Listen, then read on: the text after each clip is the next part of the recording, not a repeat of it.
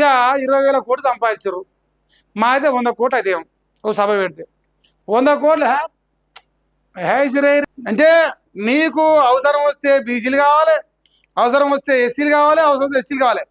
మళ్ళీ ఇదే బీసీ బిడ్డ మహేష్ పైన కుట్రలు చేయాలి. మీ ఎంగిని వెతుకు లేకపోతే మీ ఉచ్చ తాగకపోతే వాడేవాడే తెలంగాణలో ఆడ బోకరు. మీ దయాదాక్షిణాల మీద, మీ కాంగ్రెస్లో ఉన్న రేట్ల దయాదాక్షిణాల మీద, మీ ఎంగిలి మెతుకుల మీద, మీ ఛాయ పైసల మీద మీ ఉచ్చ తాగితే వాడు ఎమ్మెల్సీ అయ్యిండు. ఇది నేను బాజాబ్తా చెప్తా.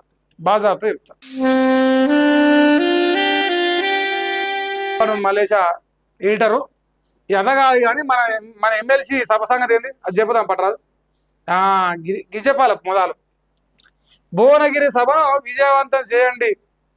ఇక రాజ్యాధికార సమరవేరి ఇది బీసీలది కాదయా, ఇది కబ్జాకోర రాజ్యాధికార సమరవేరి లెక్క ప్రజల ముందర కనిపిస్తుంది. అంత కబ్జాకోరలు మా మలిగాని చుట్టూ చేరు, అంత భూములు కబ్జా చేస్తురు. పేరేమో మల్లిగాంధీ, కబ్జాలేమో వాళ్ళే. మల్లిగాంధీ బినామీ పేరు మీద ఆస్తులు మొత్తం ట్రాన్స్ఫర్ ఎత్తారు. మా పరమేశ్వర అటువంటి మీద వాని మీద ఆస్తులు మొత్తం ట్రాన్స్ఫర్ ఎత్తురు. ఇక చేసే లంగపాతలు అన్నీ ఎత్తురు. ఇక 20,000 కోట్లు సంపాదించారు. మా అయితే 100 కోట్లు అయితే ఓ సభ పెడితే 100 కోట్లు హేసిరేరా 100 కోట్లదే ఉందరా. 20,000 కోట్లు మన కాడ. మనకు పవర్ ముఖ్యం. ఒక తేప ఎమ్మెల్సీ అయితేనే 20,000 కోట్లు సంపాదించాం. మల తేప ఎమ్మెల్సీ అయితే ఇంకెక్కువ సంపాదిస్తాం, అంతేనా కదా. సో మా మలేషియా లెక్క గట్లున్నది. ఇక బహుజనులంతా ఏకమవ్వండి. బహుజనులు అంటే జర్రాగమ్మ బహుజనులు అంటే ఇప్పుడు ఏందా మా సిద్ధపాండ ఏమన్నా అంటే బహుజనులు అంతా ఏకంగా ఏంటి అంటే బీసీ ఎస్సీ ఎస్టీలు అంతా ఏకంగా అని అంటున్నాం.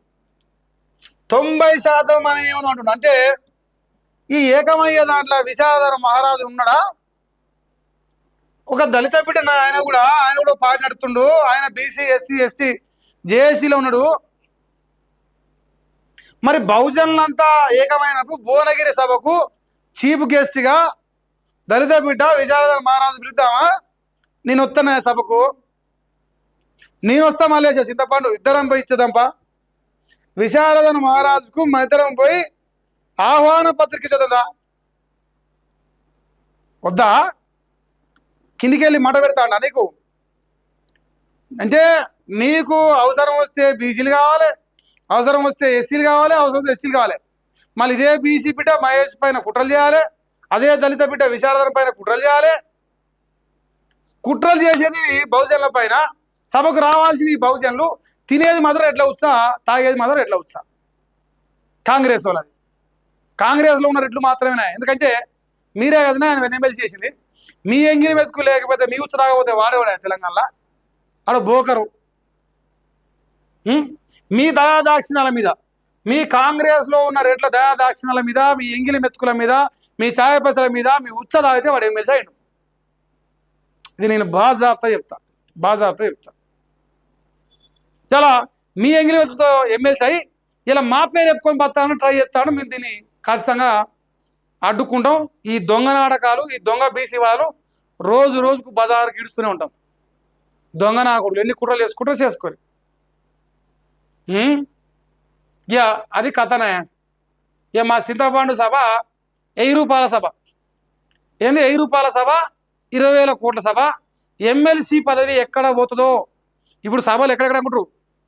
వరంగల్లో, భువనగిరిలో, నల్లగొండలో, ఖమ్మంలో. ఈ 4 సభల ద్వారా మళ్ళీ ఎమ్మెల్సీ గెలవాలి ముచ్చటగా రెండోసారి. ఎమ్మెల్సీ గెలిస్తే మళ్ళీ అబ్దుల్లాపూర్ మెట్టయిపోతుంది, మళ్ళీ శంకరపల్లి కబ్జాలు పెట్టాలి, హైదరాబాద్లో కబ్జాలు పెట్టాలి, తెలంగాణ మొత్తం కబ్జాలు పెట్టాలి. కబ్జాలు పెట్టాలంటే మరి ఎమ్మెల్సీ పదవి కావాలి. వాడు ఎమ్మెల్సీ లేడే, కబ్జా కూరందరికి అధ్యక్షుడు ఉన్నాడు. వాళ్ళందరూ కబ్జాలు చేసుకుంటే వీడు ఒక్కడు పదవిలో కూర్చోవాలి. అది వాళ్ళ బాధ. ఇంకా మరి మేమైతే ఏం చేయలేము. ఇంకా చూసుకోరా. ఇది మా చింతపండు నవీన్ పంచాయతీ.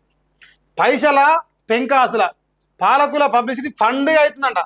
ప్రచారం పార్టీది, పైసలు ప్రజాధనంగా. పేరుకేమో ప్రజాప్రభుత్వం, ఊరేగింపులకేమో ప్రజాధనం. మారిన పాలకులు మారని పంత. నాడు కేసీఆర్, నేడు రేవంత్. మైకుల హోరు, పనుల జోరు, బహిరంగ సభల పేరుతో అమ్మాయిని సేపు చిల్లు. నేను అది చెప్పను, ఇది చెప్తా. ప్రజలారా, విజయరాగరా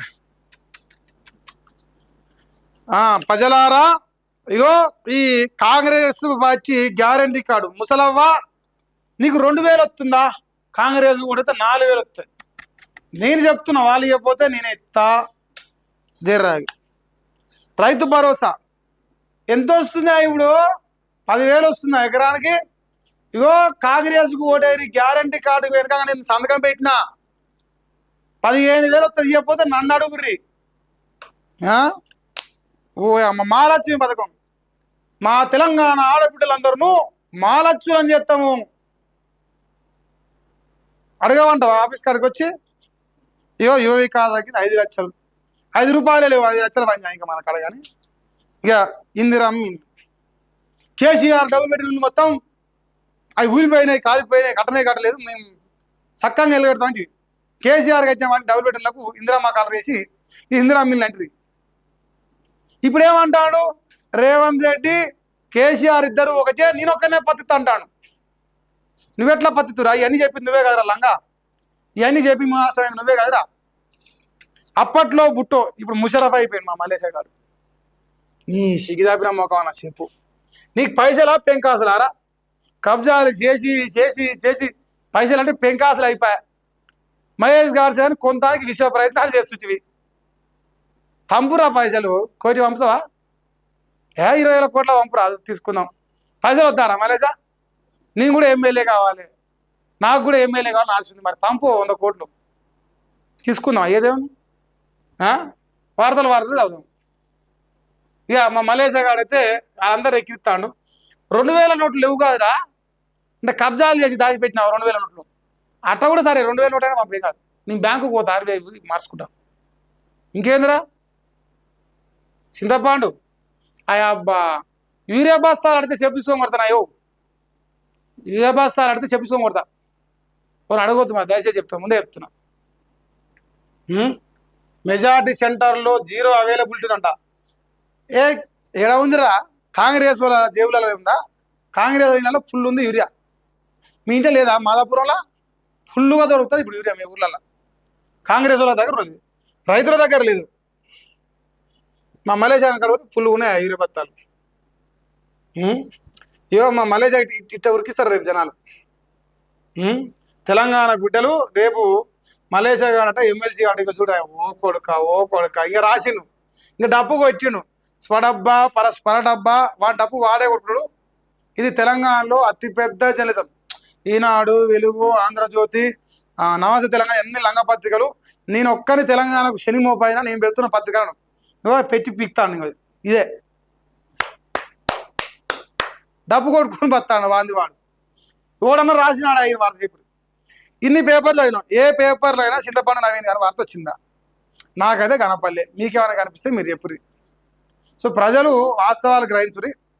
వాడు ఎమ్మెల్సీ అయ్యేందుకు ఈ సభ పెడతాడు. సో తెలంగాణ రాష్ట్రంలో కూడా అప్రమత్తంగా ఉండి నిరుద్యోగులు నాయన మీరు సిగ్గు తెచ్చుకొని జరా, మీ ఛాయ పైసల బానిస మీ పల్లి బఠానీలు మీకు ఏ న్యాయం చేసిండో ఒకసారి ఆలోచించుకొని, వాడు 500 ఇస్తాడు, ఓటేర్రైనా మీరు సిగ్గు లేకుండా. మళ్ళీ వారి మీద ఎగిర్రి మాకు ఉద్యోగాలు తెలియడానికి. తీసుకుంటాం మాత్రం 500 తీసుకొని, చదువుకున్నాడు అని తీసుకుంటాడా?